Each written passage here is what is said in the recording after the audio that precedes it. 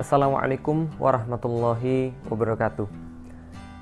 Islam tidak pernah mengharamkan yang dinamakan dengan cinta. Bahkan Islam memberikan ruang untuk cinta, dan Allah Subhanahu wa Ta'ala mensifati dirinya dengan Ar-Rahman Ar-Rahim, yang Maha Pengasih lagi Maha Penyayang. Islam tidak pernah menafikan cinta, karena Allah Subhanahu wa Ta'ala berfirman kepada kita semua dalam Al-Quran. Allah sampaikan, Zuyyina linnasi hubbus syahawati minan nisa wal banin wal qanatiril muqantarati minaz zahabi wal fiddah. Allah menyampaikan bahwa kita memang dihiaskan, kita memang diberikan sebuah perhiasan, yaitu adalah tertariknya diri kita dengan wanita, dengan anak-anak, dengan emas, dengan perak, lalu dengan sebagainya yang dinamakan dengan mataun hayatid dunia. Jadi dinamakan dengan perhiasan-perhiasan dunia. Allah tidak pernah mengharamkan cinta, tapi Allah mengaturnya secara khas dengan baik sehingga kita dapat menyalurkannya dengan baik pula. Tapi tidak dengan zaman sekarang. Dunia seolah-olah mengarahkan cinta ini sama dengan nafsu. Dan ini yang dilakukan pada saat orang merayakan Valentine Days. Ketika Muslim merayakan Valentine Days, mereka tidak ada ubahnya dengan orang-orang yang lain yang tidak beragama Islam.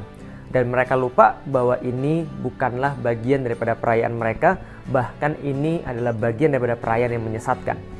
Valentine Days pada dahulunya berasal dari sebuah perayaan Romawi yang disebut dengan perayaan Lupercalia. Perayaan Lupercalia ini dirayakan biasanya tanggal 13 sampai dengan tanggal 18 Februari, di mana tanggal 13 dan 14 dikhususkan bagi Dewi Kesuburan Juno Februata. Nah, ketika mereka merayakan perayaan Lupercalia ini, mereka juga merayakan selain Dewi Kesuburan juga Dewa Kesuburan, yaitu adalah Pan. Sebuah dewa yang dilukiskan bahwa kakinya adalah kambing, lalu kepalanya kambing berbadan manusia. Maka inilah Dewi Kesuburan dan Dewa Kesuburan menurut orang-orang Romawi.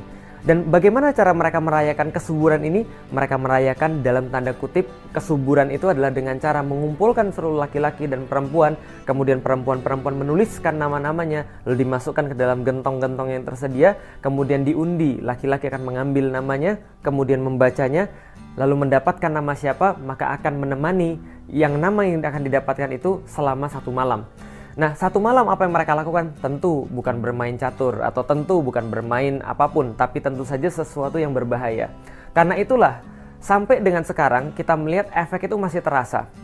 Ketika tahun 496, ketika Romawi mengambil agama Kristen sebagai agama negara, pada tahun 496 Paus Gelasius tidak bisa menahan perayaan Lupercalia yang sudah biasa dirayakan oleh orang-orang Romawi, maka dia meresmikan menjadi perayaan gereja. Namun pada tahun 1969 perayaan ini dianulir oleh gereja dan dianggap bukan bagian daripada tradisi gereja karena mereka menyadari buruknya perayaan ini.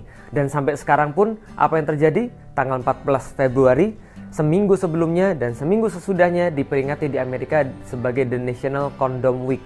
Jadi pekan kondom nasional.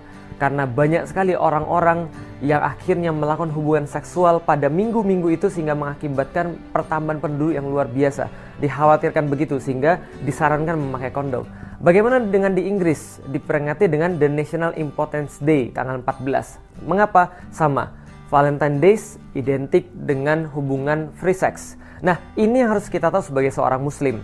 Mungkin ada sebagian muslim yang berkata, oh tidak, kita tidak mengikuti hal-hal yang seperti itu. Namun sama saja, pada tahun 2005, salah satu surat kabar yang ada di Indonesia melakukan survei kecil-kecilan. Di antara 413 responden, mereka mendapatkan sekitar 24% orang-orang yang disurvei ketika melakukan Valentine Days, mereka lebih suka melakukan jalan-jalan, lalu kemudian makan, lalu kemudian berciuman, lalu berhubungan seks.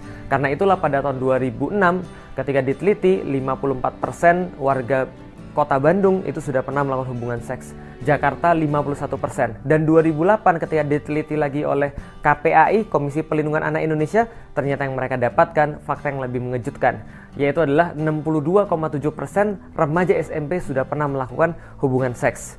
Benarlah kata Rasulullah SAW, man tasyabbaha biqaumin fahuwa minhum.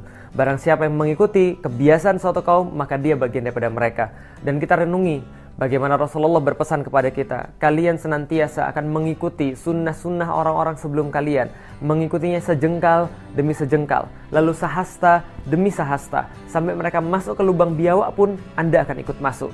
Lalu orang-orang bertanya, sahabat bertanya, ya Rasulullah, apakah itu adalah Yahudi dan Nasrani? Rasul menjawab, kalau bukan mereka, siapa lagi? Maka Valentine Days bukan bagian daripada perayaan kita, bahkan adalah perayaan yang sangat menyesatkan. Maka kaum muslimin tidak boleh tertipu, ikut-ikutan meramaikan, apalagi merayakannya. Wallahu a'lam bishawab. Assalamualaikum warahmatullahi wabarakatuh.